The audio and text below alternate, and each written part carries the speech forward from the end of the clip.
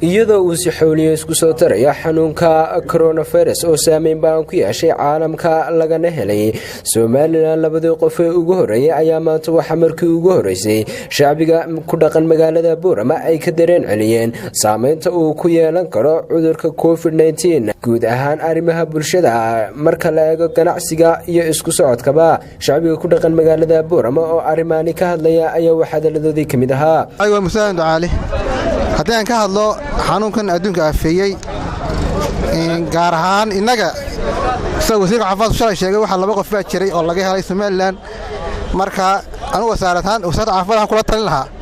dadkan de kulay markay dalka yimaadeen dad bay la socdeen magaalada markay yimaadeen way soo galeen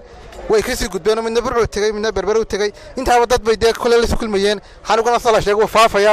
marka dadkii xataa ay lama sheegin ay la kulmeen wixii maana xanuunka qaadin marka wasaaradda caafimaadka halkan waxa ka dhilay farabadan inay ku dhacay oo dadkii aanay waxba ogaan mar dambe ogaatay waayo sakiis kale sheegayo kale shan casho ku harbay dadku sheegay suuqan ku jiray shalay oo kooxda tan hadba ay wasaaradda caafimaadka ku dhawaaqday marka anigu waxa walaal dadka inta ka badan baa jiray wasaaradda caafimaadka dadka ay duba ku noqoto oo dhaliileeda ay qaadato gobol ahaan waxa soo jeedin lahaa inaga horta inagu soo heersan labada kiis la sheegay labada gobol kale lagu sheegay Togdheer iyo Saaxil oo kale marka inaga gobolkeena waxaan lahaa Itoobiya waxad dheer ay la leeyahay marka laga hortago oo wasaaraddu dadar samayso waan la soconaa xalay wixii meesha ka hadlayay iyo wixii joogay sida ula socdaan inta way huursanayeen diyaaradihii laga joojay adduunka ee fayraska lahaa ayay soo qaadeen dhaqaalay ka helayeen mala sheer bay la galeen annagu aad iyo aad baan uga xuneedaan ree awdalnahay yaa annagu dhaqaatiirna ma lihin dawladna ma lihin dawladna ma lihin ilaahay baan leenahay ilaahay baan isku xidhaynaa alla bari iyo duco iyo salaad waxaan ahayn oo aaminsanay ma jirta badin iyaguna wayba doonteen wayna alla bari miskiiduma galin waxaan ugu baaqayaa gidaafadii baa taala maanta faraha dhaqay leeyihiin waa laga celiyay godadkii lagu gubayay annagu daryeelna ma haysan dawana ma haysan caafimaadna ma haysan dad wax cunun baan haysanaa dhaqaale ma haysan gidaafadii baa maanta noo taala meesha dadka cunaan haysanaa dadka daryeelo ma haysano annagu gobol hadaan nahay gobolka awda hadaan nahay dadka hore iska dulmanaabaan imika ilaahay baan sugaynaa waxaan u sheegayaa dawladdan jamhuuriyadda Soomaaliland meel kasta oo maxadanay xukuumadda Itoobiya xad dheer bay leedahay qaadkii baa farabaas nagu haya diyaaradihii baa soo degaya diyaarada ay joojisay ma jirto qaadkii si xun buu soo galaya waxaan leenahay u sheegayaa xukuumadda dawladdan jamhuuriyadda Soomaaliland inay joojiso qaadkan iyo ibika iskuuladii masaajidadii madrasadihii oo dhan waa la wada xidhay haddii la wada xidhay ma waxa loo xidhay inay dhalinyaradii suuqa ay ka buuqdo ay garoomada ka ciyaarto oo suuqii la wada fadhiisto suuqii lama joojin labada qof oo xanuunku ku dhacay run ahaantii dadkan ay la kulmeen iyo kulay bulsho fara badan way la kulmeen waxna way ka shaqeynayeen waxa leenahay dabagal dheer hala bilaabo oo maxaadana berberiyo burco cid ay la kulmeen iyo xaqay ka shaqeynayeen iyo waxay joogeen bakashiinaha iyo ka Soomaaliland daraskaaba caadi si fiican xaaladooda loo baaro marka mahad leh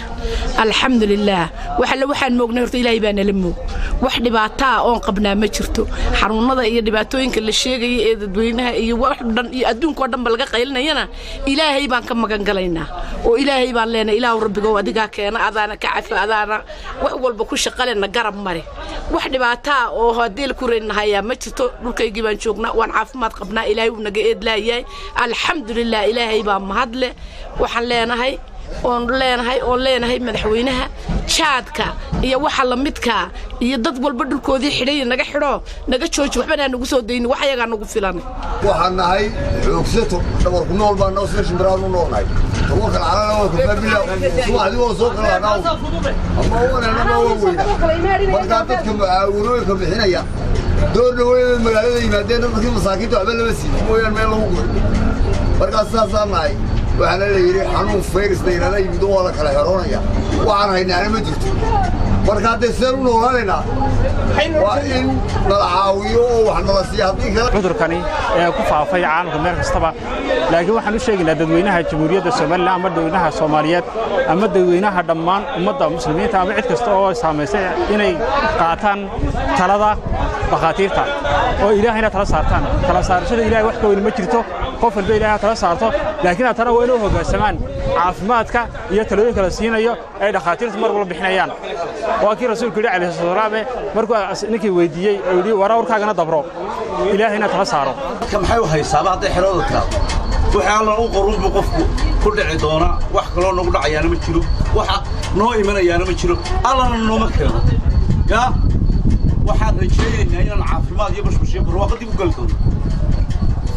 daacuunada la sheegaya xanuunadana ilaahay noomaba keenaba yaa dee dadka jeegaanna waxay ku xereynayso yaana umama garan karno maxaa lagu xeroon dadka looda yoomku dirir mani yoomku dirira cidi xeraysan kartaa yaa cidima xeraysan karto marka nin walba wuxuu u qorayay buu suuqan ka helayay alle haddeerna nin walba yoomkiisu muu daba orday waxaan guryo ku joognay wax guryo lagu sii joogaa midna ma jiro yaa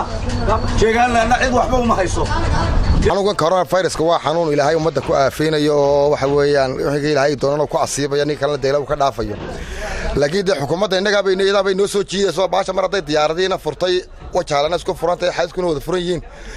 de waa fayraskoo loo yeeranayo wataa durba bilaabatay 2 kiis baa la leeyahay labada kiisna de kolley ummad wada rimataan marinaya ilaahay naga qabta mooyaane waxaa wanaagsan in la naga joojiyo qaadkan iyo